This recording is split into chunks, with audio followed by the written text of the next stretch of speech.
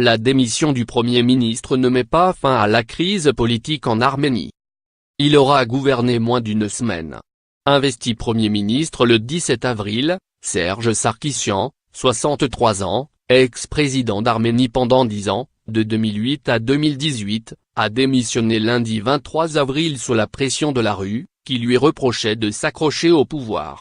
J'abandonne la direction du pays, a déclaré le dirigeant en évoquant la nécessité de préserver la paix civile après 11 jours de manifestations massives auxquelles s'était joint, lundi matin, à Erevan, la capitale, près de 200 militaires en tenue. La présence inattendue de ces derniers a, semble-t-il, hâté la décision de M. Sarkissian, aussitôt remplacé par son prédécesseur, Karen Karapetyan.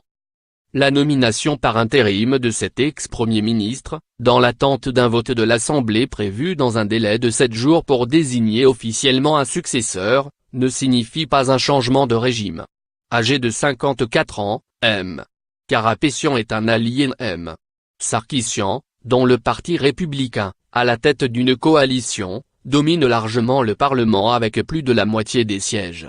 Tout en savourant la victoire au milieu d'une foule en liesse de plusieurs milliers de personnes réunies lundi soir autour du palais du gouvernement, le député Nicole Pachinian, chef de file de la contestation, a donc pris soin d'annoncer une suite.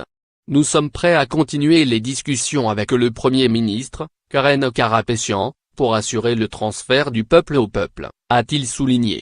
J'espère que les hautes sphères du Parti républicain reconnaîtront sans équivoque la révolution de velours, nom qu'il avait donné au mouvement, non violente.